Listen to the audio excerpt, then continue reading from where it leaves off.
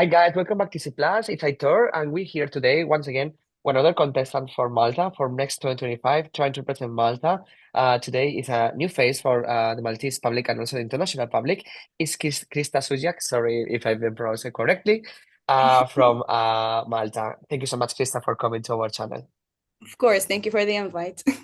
Yes, our pleasure to have you here. It's always nice to see new faces, and today actually we have you in our channel, and you are the youngest contestant of this year's Malta's contest, Malta's Eurovision Song Contest, because you're 17. So first of all, before starting to talk about your song, can you introduce yourself to our audience? Because you're a new face, as I said. Yeah, just introduce yourself. Yeah, so hello, my name is Krista Šujak. I'm 17 and I'm from Malta. As Aitor just said, this is my first time competing in the Eurovision, and I'm the youngest singer. I'm super excited, and I just can't wait to go on the stage and perform my song for you. And I hope that you enjoy my performance. Yes, that's nice. So as you said, you are entering for the first time the competition, and you're entering with a song called Unheard, and it's written by you yourself and also Dana Pelle Tom Holler, which is actually the one of the producers of last year's Eurovision-winning song, "The Code" by Nemo. So tell us how do you feel about first of all tell us how was this song created and how was the creative process, and how do you feel working with such big names and especially Tom, for example, on your song. So the song Unheard was done during the camp, the Eurovision camp that Malta holds. I didn't know what to expect as it was my first time applying for the camp, but we basically had around 8 hours to create the demo of the song. And at first we were kind of hesitant about what to write it about because I'm young and I didn't want to write about a love song, and I wanted people to be able to, understand the meaning and relate to the song. And then we came up with Unheard, and I fell in love with the topic, and we just started working. And I think the four of us, we worked really well together. Everyone had different ideas, and we tried to incorporate as many of these ideas as we could into the song. And I'm just really happy with the product. And when the demo was done, I was like, I want to continue working on the song, and that's what we did. And here we are now. Nice. So tell us, what is the song about? What's the message you want to send with the song, and what's your interpretation of it? So it's practically about the people that they don't have a voice, or they're scared to talk about personal experiences. It can be anything. For me, I try to relate with it as, I'm a female and I'm still young, and people might be like, oh, like your opinion, like you're still young, like what do you know. So that's why it's called Unheard, because I feel as if I'm unheard. However, I don't want to be unheard, I want to be heard. My opinion matters and it's valid, and I just want people to understand it, and maybe it can be a sign for them to make their voice heard. Hmm. Nice, that's a really important message.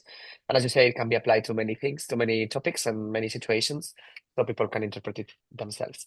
And tell us, what are the references or how was the songwriting process? Like, did you went into the session with some ideas in your mind or some styles, or did you have some suggestions from from the other songwriters and producers?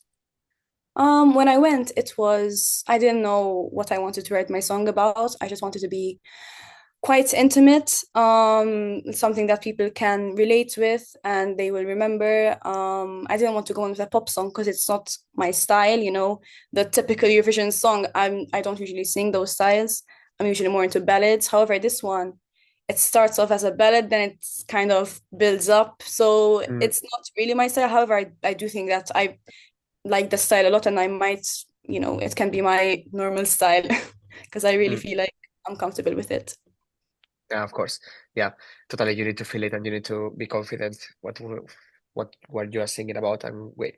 So, what was your reaction when you were paired with such big names and especially Tom, for example? Do you know that he was I did, the yes. songwriter, like a producer of Nemo, the Code? Yeah, so obviously it was an honor to work with all these people with such big names. They're really nice people. They're really down to earth, even though they're like really good in their job and they have a big name. They're really down to earth. And Mm. I think that we just worked really well together, you know. We listened to each other's ideas, we gave our opinions, and we tried all the ideas that were mentioned, and we until we found the one that works the most. It was really fun, and I'm really glad that I applied for the camp, and you know, we made the song Unheard together. Yeah, of course. And look at you. You're here now in the as one of the semifinalists. So that's amazing. And yeah, that's what happens when you have an idea, a clear idea, and you know what you want and you don't want, and then they know also like what works for which artist, you know? Especially like Tom, for example, he wrote such different songs of different styles. So he made it clear that he can write different styles, so he's flexible. And tell us, when you heard the final demo or the final version of the song, were you 100% sure? Not 100%, you're never 100% sure, but were you hoping to get shortlisted, or what was your approach when you submit the song and when you found out that you were selected? Obviously, I wanted to be chosen as a semi-finalist. I think everyone that applies wants to. I knew that, I mean, the song, it's a good song, but obviously you don't know who else is applying. You don't know what songs there are, so you can never be sure that you're, you know, gonna pass. However, I was Of very course. hopeful. And I mean, when I saw my name, I just started screaming and in disbelief because I couldn't believe that I'm gonna be competing. On that stage with so many big names, and then it started to hit me like if slowly, like all the preparations and all of the interviews, and I was like just so happy. I was really, really happy. Of course, yeah. Especially this time being your first time competing in this kind of a competition. Have you ever take part in any music singing competition, or this is your first time at all? Yes, I've been singing since I was 5, so I've taken part in many different competitions throughout the years. I've taken, for example, in Malta, it's quite popular, it's KKI. And then there was Sanremo. I went into the Ariston Theatre to sing over there as well in Sanremo. Nice. So yes, I've been taking, however, this is my first time in the Eurovision. Mm, nice. So, what do you expect from the live shows? Because as we know, this year it will be actually two semifinals, right? So, tell us, how are you preparing for that, and what can we expect from your song, from your So performance? I mean. obviously training vocally, you know, practicing the song and stamina, making sure I don't get too overexcited on the day. And then there's the choreography, you know, have Mm, meetings with the choreographers so I can, you know, work with the cameras, work with the lights, work with the people. It's quite hectic and I have quite a busy schedule now for like the next month. However, I'm super happy mm, and I just can't wait to perform it on the stage for, you know, the audience. mm. Nice. So, what's your aim for this competition this year? What are your hopes? I guess that you just want to enjoy and make the most of it, but are you expecting to go to the final, or how are you approaching this competition? Um, Obviously, I think everyone wants to win because it's a competition at the end of the day, but my main goal is to have a performance that I'm proud of and that people will appreciate and will enjoy. And I just want to go on the stage and have fun. And then everything else, like whether I go to the finals or not, it will be an added bonus. But I just want to go and, you know, make people remember my performance because I truly think that it has a beautiful subject that isn't talked about enough and, you know, make a statement with it. Of course, yeah, and probably you know most of the artists competing this year. Your colleagues are competing in this year's competition for Malta to represent Malta at Eurovision.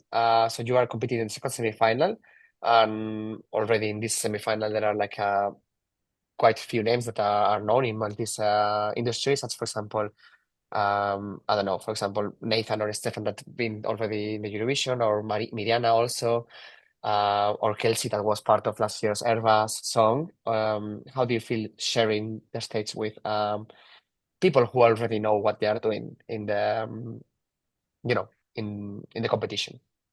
It's an honor to be sharing the stage with such big names. I just can't wait. They're all like super nice. We met a few days ago. I think it was around a week ago for the announcement of in which semifinal will be competing in, and they're just Yes. amazing people. And I just can't wait to meet them now even more for the rehearsals and just get to know each other better. And I just can't wait to see their performance. And yeah, I'm super, super excited. Yeah, it's amazing like how how the environment and how the healthy competition it's in Malta. Every time I talk to you guys, because it's a small country and a small industry, there is no point on having big rivalries or like competing against each other. So that's really nice that you finally are part of them and get to know each other. So in your semifinal, there are not names that competed in Eurovision already, but in the competition, in the first semifinal, for example, we have Kurt Kaleya or like Fabrizio Fanello, that is like icon, a Maltese icon. Um, have you ever dreamed when you were a kid being in the Eurovision one day, and also like how do you feel sharing a stage with probably like Kurt Kaleya went to Eurovision 2012, and you were probably what? Very young, like 8 or so when this I happened was or so. 5, I think 5, 5, yeah. yeah. You see, Um, would you? What would you say? Like, what were you thinking in the future? Oh, I may one day I may share the stage with these people. I mean, I remember since I was young, I would always watch the Eurovision with my mom on the sofa and just supporting them from home. And I think, yes, I can't believe that now I'm gonna be on that stage that I've been dreaming of since I was a little girl. So it's just an amazing feeling, and I'm excited. I think I said it a million times, but I really am excited. And just meeting all these people, it's truly wow. I love it. Yeah, it's amazing. And now, okay, let's dream a little bit, and let's say that next 6th of February, when is the second semi-final, you're announced as one of the finalists. And then the 8th, imagine that you end up winning MESC. What would be your reaction if you win Malta Eurovision Song Contest? What do you prepare yourself? How do you prepare yourself for the Basel competition in Switzerland? I think my reaction would be quite emotional because it's such a big thing, to win Eurovision. Obviously, Maltese people love it, but also people outside of Malta love it so much. And the fact that then I'd be going to Basel and just performing on such a big stage in front of a huge audience, and most of Europe would be watching me is just mind blowing. And Mm, to prepare I don't know, vocal warm-ups and just mental as well. I think I'd have to prepare mentally because, you have to be open to a lot of different opinions and just so you don't get, overworked as well mentally. But mm. I think it's a big, big thing. Yeah, of course, it's a dream come true, and also like a big thing for such a small country as Malta to represent the country in such a big stage. But that's yeah, and really amazing. What will be your goal in Eurovision? Why are you entering the competition? What do you want to show the world? I think I just want to make my name heard and, set make people just know who I am. And I just want my song to be liked and appreciated because, people, I think I speak for all of the contestants. People just see the day, but there's so much work that goes behind the scenes, whether that be clothes, rehearsals, choreography. It's a busy life. We have a busy, busy Mm. month, but it will all be worth it on the day. And yeah, I just want to be appreciated, I think. Yeah, I'm sure you will be. And would you consider entering again, MESC in the future if you don't manage to win this year? Yes, of course. I think it's a beautiful journey that you learn and you grow from. And I would probably end up applying for the camp another time because it was just really fun. And you just meet a lot of new people and from people from around, Europe. And it's a beautiful experience that is definitely, it's satisfactory once you see like the end result. Yeah, of course. Nice. We hope to see you back. We hope for you to win, first of all, but if you don't do it, we hope to see you back in the Eurovision. And now talking about Eurovision, you said that you are watching Eurovision since you're a kid. as everybody, all the Eurofans and all of us, I guess. And also in Malta is such a big contest, both the junior and the adult one. So, what are your favorite songs, both from the junior and the adult, from Malta, and also like outside of Malta? Like, what are your favorite songs in general Hmm. from the Eurovision bubble? So a favorite of mine is from 1998 by Daniela Oh, Markovic, Neka mene Svane from Croatia. of I course, sang that song quite frequently as well. I think it's a nice. beautiful song, both musically and lyrically. I love that song. So from Mm, outside of Malta, I think that one is one of the top. And then yes, from Malta, I really liked Sarah's last year. I think that it was a great song and she did an amazing performance. yeah. She's an amazing, fantastic singer and artist. Mm, Um, I think every year Malta sends a good song, and then it depends honestly how the people react to it, I think. But mm. yes, I think we we do our best every year. Of course, yeah. No, it's amazing how much talent there is in Malta and what such a small country does in the Eurovision stage. And I hope one day, you know, that will be recognized by the public because with such a small country, sometimes it's difficult to get a good Yes. result, even if you put all your heart and soul in it. So yeah.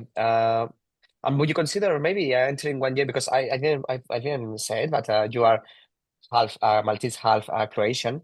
Will you consider in the future maybe entering Dora, the competition from Croatia? Imagine, Yes, yes, would I be so definitely nice. do. I do want to learn the language before I do apply, just so that I can talk to people, easierly. However, I do have my Croatian citizenship, so it's definitely, in my mind for me to apply Yes, to Flora in the future. of course. Nice. That would be amazing to see you either in Malta or in Croatia, representing Malta or Croatia at Eurovision. So yeah, let's see who is representing this year Croatia because last year they almost won. So imagine. Yes, Yeah. they Do you got. like Baby Lasagna's song last year? Yes, I loved it. I think it was really different. And I think he did a really good job for Croatia. I think people like the song. Um, All the country was crazy with them. I think it was a really good song. Mm, And yes, let's just hope, for the best. for sure.